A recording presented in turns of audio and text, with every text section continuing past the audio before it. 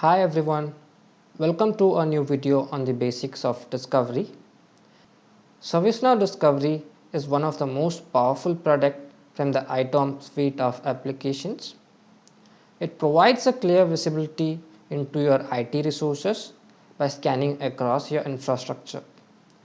You could discover any devices from your infrastructure, let it be a server, computer, printer, switches, load balancer, or virtual systems.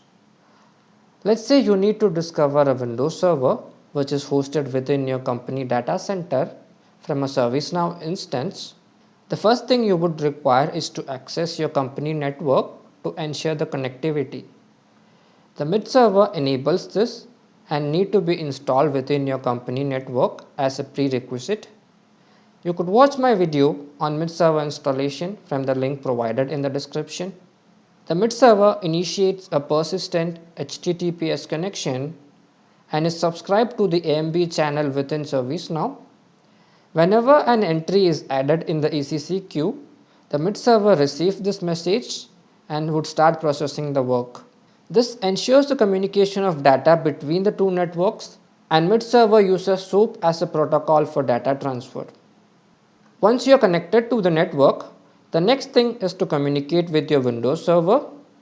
The devices might be located anywhere in your infrastructure and they communicate through specific port numbers. For example, Windows devices communicate using port 135 and it should be open and accessible on the firewall so that ServiceNow can communicate with it. Once you are able to communicate, the next thing is to access information regarding the target device. For this, you would require the Windows credential as a means of authenticating into your system. With a valid credential, you could execute any commands like PowerShell, WMI, or even access a registry for gathering different details.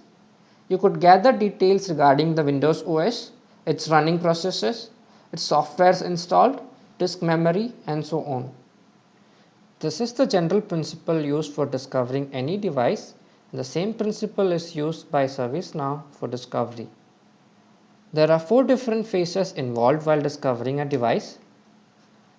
The first phase is called as port scanning or Shazam, and in this phase, ServiceNow checks for all open ports available in the target device. Depending on the port number, the discovery would move into the next phase, which is known as classification phase. In this phase, discovery tries to authenticate on your device and it would again try to classify your CI based on the OS information. After classification is done, discovery enters the identification phase. This phase would gather all CI attributes and it would be using the CI identifiers and it would either create or update your CI. The next phase is called as exploration phase and it would be bringing in additional details regarding your device. Once exploration is complete, the discovery is finished and all these details would be saved into your CMDB. Going back to my instance here, you need to have the discovery plugin installed before starting with it. There is a specific module called as discovery schedules where you could run a quick discovery on any of your targeted IP. So if I click on this, you need to provide 2 input. One is your target IP, which is the IP address of your device, and the next thing is the MID server where you need to select an active valid MID server which is set up on your infrastructure. The MID server should be able to access the target device. There are 2 types of IP address. One is the public IP and other is the private IP. Public IPs are accessible over the internet and private IP is generated within your internal network and it would only be accessible within your intranet. Let's see how the discovery happens. So this would do a quick discovery on the specific IP address and it would be generating a discovery status record. It would take some time to complete the execution of this discovery. Let's wait until the state is complete. The discovery has completed. You can see the state is now complete. If I scroll down to the bottom, you can see 3 different tabs here. First is the discovery log, which contains a list of system logs that are associated with this discovery. The second tab contains the device list, where you could see the information regarding the Windows server which was discovered. You can see the IP name, which is the source. You can see the specific CI which was discovered. If I open the CI, you can see all the information that was discovered, including the CI name, which is the server name. You can see the operating system associated with it, which is Windows 2012 Data Center. You can also see all the relationships that was discovered. You can see the network adapter, storage devices. You can see all the software installations. You can also see all the running processes. Other information like the memory modules, etc., are also discovered as a part of this process. Coming back to the discovery status, you can see the class for the specific device, it's Windows Server. This is populated when the classification happens. You can also see the activity of the specific discovery, whether the CI was created or updated. Since this is the first discovery, the CI got created. If I run this discovery again, the status for this activity would be updated CI depending on any change which is brought in from the server. The third tab is the ACC queue, which contains the information that is passed between ServiceNow and the MIT server. ServiceNow uses probes, patterns and sensors for collecting data from your device and to update it in the CMDB. Probes collect information and sensors are used to update the CI. During discovery, the MIT server executes probes, which adds the output entry in the ACC queue. The output entry contains instructions to be executed by MIT server on the target device. After processing the instruction, the MIT server adds an input response in the ACC queue, which are then passed to a related sensor that updates the CMDB. Probes are based on JavaScript and is kind of a legacy approach. They are getting migrated to patterns which are fast in performance and also have an inbuilt designer. The scanning and classification phase always use probes and sensors, whereas the identification and exploration can use both probes as well as patterns. The ACC queue shows us how discovery is passing through the 4 different phases of discovery. Let us explore this one by one. The first phase is called as port scanning, or it's also called as Shazam. You can see 2 entries in the ACC queue for port scanning. First one is the output entry, which is the instructions which we send to the MIT server, and based on this output entry you would have a related input entry, which is the result which MIT server has sent back to ServiceNow. Let's explore both of them. First we'll see what is in the output entry. So for the output entry, you can see the topic name is Shazam. So this is triggered by a probe in ServiceNow. And you can see the name, it contains different port names like WMI, SSH, HTTP. If I look into the payload for this, you can see it is displaying different port numbers and the associated port names. So for example, you can see we have 135, which is associated with WMI. WMI is used for communicating with Windows devices. You can see it contains port number 161, which is associated with SNMP devices or networking devices. You can also see it contains port number 22, and which is associated with SSH or Unix Linux devices. Similarly, the Shazam output probe, it would be adding all the port numbers which we have configured in ServiceNow, and the MIT server would be trying to check if there is an open port associated with this specific number in the target device. Depending on the response which it gets from the target device, the MIT server would be adding an entry back in the ACC queue, which is our Shazam input entry. Let's see what input data we have with Shazam.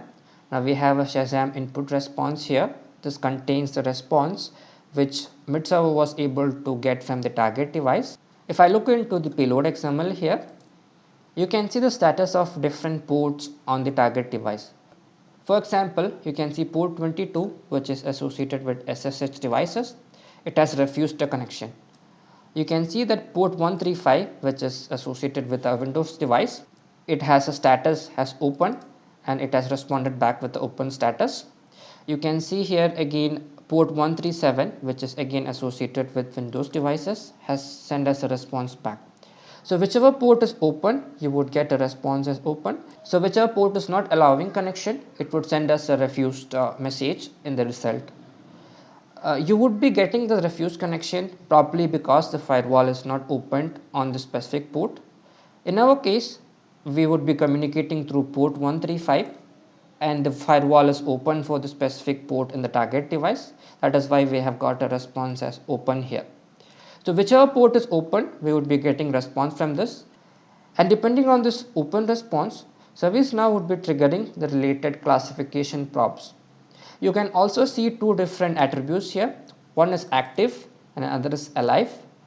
Active means you have at least got a response from one of the port which is open. It means that there is an active open port available. Alive means you are able to communicate with this device, but you have not got an open port. All the ports has refused the connection, but the device is still alive.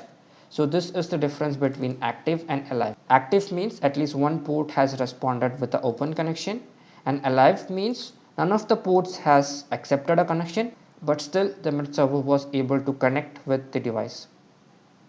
Now coming back to our next probe or our next phase, which is classification. Depending on the response from SASAM input, the next probe is triggered, which is a part of classification phase. Since port 135 is opened, Discovery knows that this is related to a Windows device, so it would be triggering Windows classification probes.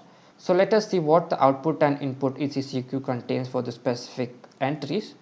So let's see what the output contains first. Looking into the output payload, we could see that this contains specific instructions for MIT server to query the operating system and host name of the specific device. So if you look into the specific parameter called as WMI fetch data, it contains specific commands or instructions to the MIT server to send queries on the target device. For example, this is asking for a specific registry path, and these instructions would be executed by MIT server on the target device, and you would get a response which is added in the ECC input queue for the WMI classification. Looking into the payload for this, you could see the response for different instructions that was executed. For example, the specific registry path, it has returned a host name for your Windows server. You can also see the specific instruction has returned the OS name, which is Windows Server 2012. This information is passed to the sensor, and sensor would be determining the CI class for the specific device. Based on this information, the CI would be classified as a Windows server. The classification phase requires the Windows credential to execute these commands. So you would need to specify your Windows authentication details in the credential table. If you navigate back to the instance, you could search for the credentials module, where you can see the list of all credentials. For Windows devices, you need to create credentials which are of type Windows. You need to make sure that you specify the domain name as a part of username. Without domain names, generally the authentication would not be working. The MIT server would try to authenticate using each of these credentials, and whichever credential passes, it would create an entry in the credential affinity table. So if you open this credential, at the bottom you could see a discovery IP affinity here. You could see that this specific MIT server record is associated with this credential for the specific IP address. The next time the discovery execute, the discovery would not be trying each of this credential, and it would be trying with this specific credential because of this affinity. Let's go back to the ECC queue.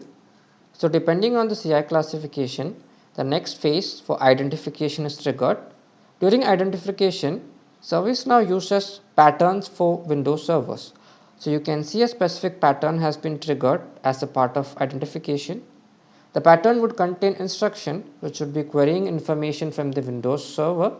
All the details would be queried as a part of this instruction, and the response would be added in the ECC queue as the input. So let's have a look at the specific input which has been queried. So this input is a big JSON string. You can see it contains all details regarding your Windows server. So for the specific class, you can see the OS details, the short description, you can see the CMDB serial number details. So all related information and all CI information are sent back from MIT server to ServiceNow, and this details would be updated on your CI. The CI identifiers will be used to determine whether the record will be created or updated. In case of servers, it generally uses the hardware identifier rule, which primarily coalesces on the serial number. Coming back to ECCQ again, you can see that there are additional probes that are triggered as a part of the specific discovery. These are probes which are part of exploration, and they would gather additional information related to the installed softwares, application dependency mapping, and so on. This is all about the different phases of discovery. If you face any issues during discovery, you could find the related error message in your discovery log, which would be really helpful in determining the root cause. Generally, you can have different error associated with the different phases of discovery. If your discovery is stuck at Shazam phase, it's probably an issue with your port scanning, which means there is a firewall issue. The port is not opened on the firewall. If your discovery is stuck in the classification phase, it would be most probably an issue with your credential. And if your discovery is stuck with the identification phase, it can be an issue associated with your CI identifier, or else it can also be an issue associated with your pattern.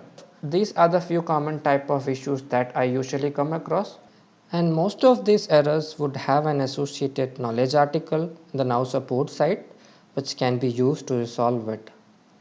In this video, I have taken an example for Windows Server, but the same approach can be used for all other devices, and the only difference is on the method used to query information from the device.